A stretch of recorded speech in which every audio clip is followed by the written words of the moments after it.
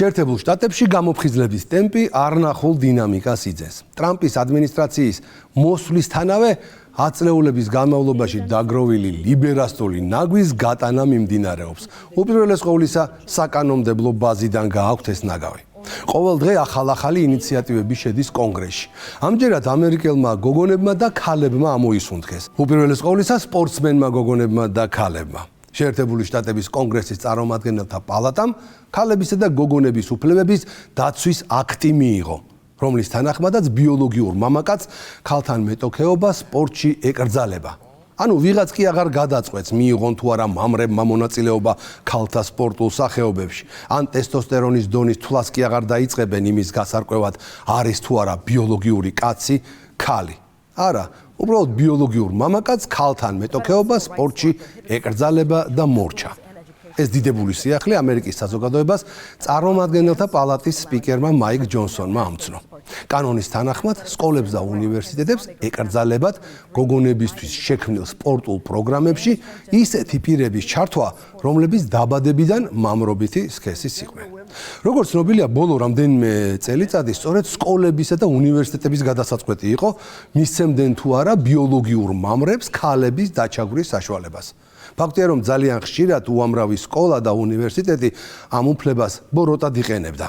შედეგად მთელმა მსოფლიომ გაიცნო ისეთი ვაი სპორტსმენები, როგორიცაა მაგალითად ლია თომასი, 2 მეტრიანი ჯეელი მამაკაცური სასქესო ორგანოებით, რომელმაც ამერიკელ ქალ მოცურავეებს სპორტული კარიერის მიმართ ყოველგვარი мотиваცია დააკარგვინა. კაცი, რომელიც კაც მოცურავეებში კაპიკად არ ვარგოდა და მხოლოდ 56 ადგილზე იყო სტუდენტებს შორის, ქალებში ჩემპიონი გახდა და რეკორდების დაამყარა. ნამდვილ ქალ მოცურავეებს კი ყველანაირი სპორტული მომავალი მოუსპო. კიდევ უფრო მეტმა ადამიანმა გაიგო იმან ხალიფის შესახებ, რომელიც მთლად ოლიმპიური ჩემპიონი გახდა კრივში, დალეწარა ყველა თავისი მოწინააღმდეგე და მათი კუთვნილი ოქროს მედალი ჩამოიკიდა კაცურ მკერდზე. წარმომადგენელთა პალატის სპიკერმა განსაკუთრებული ყურადღება გაამახვილა ქალების ფიზიკური დაზიანების ფაქტებზე და თქვა, რომ ბიოლოგიური მამაკაცის მეტოქეობა ქალთან საფრთხის მატარებელია. ეს საშიშია, არასამართლიანია, რეალობის უარყოფაა და უბრალოდ არასწორია. მაიკ ჯონსონს ნამდვილად არაფერი გაუბუქებია და ამის დასტურად შეგვიძლია იგივე იმან ხალიფის მიერ სასტიკად ნაცემი და ტვინშერყეული იტალიელი მოკრივე გავიხსენოთ, რომელიც ბრძოლის პირველსავე წუთზე გაიქცა რინგიდან. შეგვიძლია გავიხსენოთ ამერიკის ფრენბურთელთა საუნივერსიტეტო ოლიმპიადაზე მომხდარი ინციდენტიც, როცა ტრანსგენდერმა ვითომ ქალად გადაკეთებულმა მამრმა ისეთი ძალით მოარტყა ბურთი მოწინააღმდეგე ფრენბურთელს თავში, რომ მას არათუ ტვინის შერყევა და თავის ქალის დაზიანებები დაუდგინდა, საერთოდ სპორტისთვის თავის დანებება მოუწია. მაგრამ კაცის მიერ თავპირ დალეწილი ქალების ყველაზე სამარცხვინო მაგალითი MMA-ის რინგზე კუნთმაგარი მამაკაცის ფელონ ფოქსის მიერ უმოწყალოდ ნაცემი ქალები რჩებიან. საოცარია, მაგრამ იმის მაგივრად, რომ ამ გულის ამრევ სანახაობას საზოგადოებაში აღშფოთება და პროტესტი გამოეწვია, ამ კაცებთან ხელმოცარულ მებრძოლს, რომელიც ქალების ცემით იღებდა სიამოვნებას, მიმდევრებიც კი გამოუჩნდნენ, რომლებიც მისი მიბაძვით დღემდე უბაგუნებენ ქალებს რინგზე. საბედნიეროდ მათი კარიერა ყოველ შემთხვევაში შეერთებულ შტატებში მაინც დასრულდა. ქალებისა და გოგონების დაცვის აქტი ამ ლაჩარი ვითომ სპორტსმენების ისტორიას წერტილს დაუსვამს. თუმცა საინტერესოა დადგება თუ არა დღის წესრიგში საკითხი, რომ ყველა ასეთი უსინდისო ფორმით მოპოვებული ოქროს მედალი უნდა ჩამოერთვათ ამ პომადიან მამრებს და სულ-მცირე მეორე ადგილზე გასულ ნამდვილ ქალ სპორტსმენებს გადაეცეთ. ტრამპის ადმინისტრაციის მოსვლისთანავე ფსევდოლიბერალურ სამყაროში ტრანსგენდერებისთვის ნამდვილი განკითხვის დრო დგება. მაშინ, როდესაც შეერთებულ შტატებში უამრავი სპორტული ფედერაცია ქალების დაცვას ცდილობდა და ქალურ სპორტში ტრანსების მონაწილეობას ეწინააღმდეგებოდა, ლიბერალური იდეოლოგიის პროპაგანდისტები საზოგადოებას უმტკიცებდნენ, რომ დედრად გადაკეთებულ ბიოლოგიურ მამრებს ქალებთან ასპარეზობის სრული უფლება ჰქონდათ.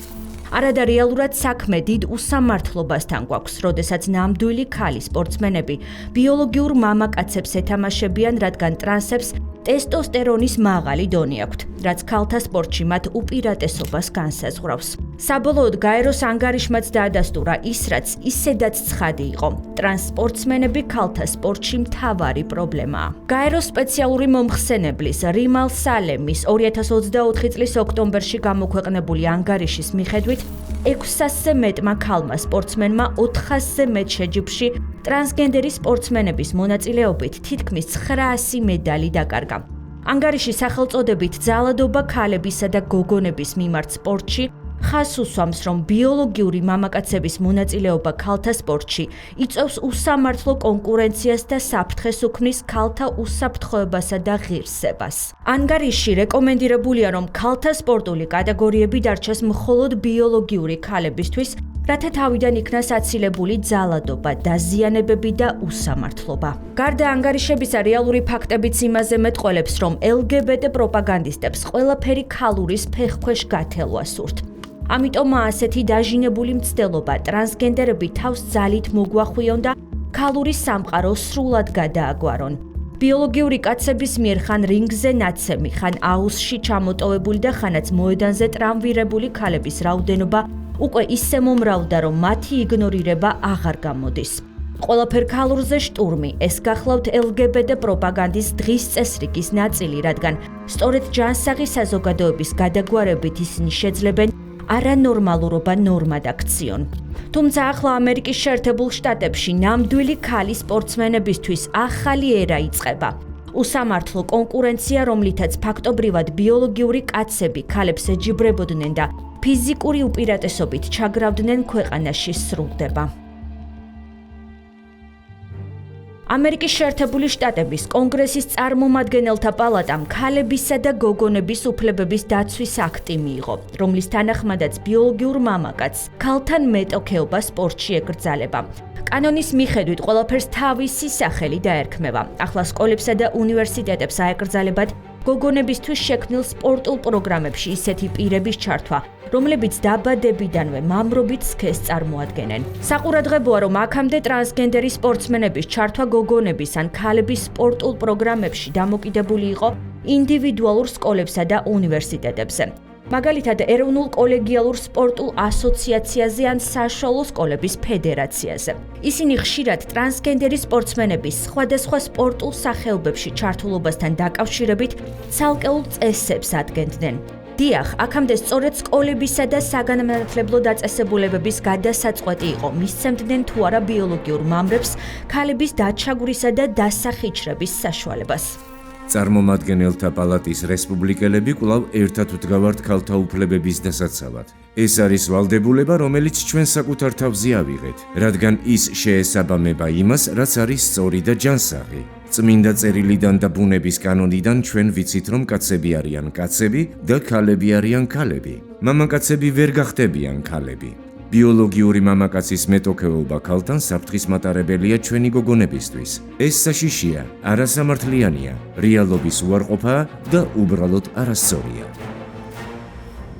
კანონს, რომელიც ფედერალური მთავრობის მიერ დაფინანსებულ სკოლებსა და საგანმანათლებლო დაწესებულებებში ტრანსგენდერი ქალებისა და გოგონების ქალთა სპორტის სახეობებში მონაწილეობას კრძალავს, კონგრესში დემოკრატიული პარტიის 213 წარმომადგენელიდან მხოლოდ 2 დეპუტატმა დაუჭირა მხარი.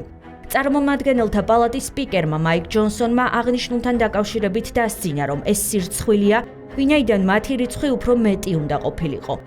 თუმცა ისიც კი გასაკვირია, რომ დემოკრატებიდან ამ 2 დეპუტატმაც კი ხმა ამოიღო და განუდგა კაცების მიერ ქალთა სპორტის მითვისებას. თუმცა არ გეგონოთ, რომ ფსევდოლიბერალური სპექტრის წარმომადგენლებს დემოკრატიული პარტიის 2 დეპუტატის გადაწყვეტილება შეუმჩნეველი დარჩათ. საკითხს, რა თქმა უნდა, კრიტიკოსებიც გამოუჩნდნენ, რომლებიც ამტკიცებენ, რომ კანონი ტრანსგენდერი ადამიანების უფლებებს ზღუდავს და მათ დისკრიმინაციას იწვევს. ამასთან LGBT აქტივისტები ერთმანეთის მიყოლებით დემოკრატიული პარტიის ერთგული ამომრჩევლების რიგებს ტოვებენ. სექსუალური უმცირესობების უფლებების დამცველები აღშფოთებულნი არიან, რადგან ქვეყანა ფსევდოლიბერალურიდან კონსერვატიულ დღის წესრიგზე უსწრაფესი ტემპით ინაცვლებს, მათ შორის საკანონმდებლო დონეზეც.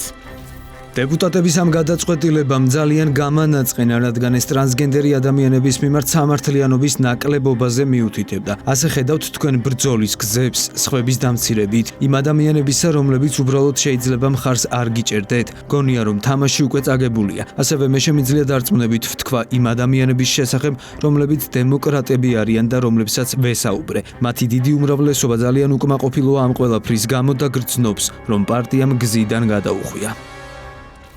ამ მომრჩეველთა რეგისტრაციის მონაცემები მიუთითებს, რომ პენსილვანიაში დემოკრატიული პარტია წევრებს კარგავს. ცნობილი პოლიტიკური ორგანიზატორი სკოტ პრესლერი X-ის პლატფორმაზე აცხადებს, რომ ამ მომრჩეველთა რეგისტრაციის მონაცემები აჩვენებს, რომ დემოკრატიული ამომრჩევლების რაოდენობა 14 იანვრიდან 21 იანვრამდე წარმომადგენელთა პალატის მოსმენის შემდეგ 24,867-ით შემცირდა.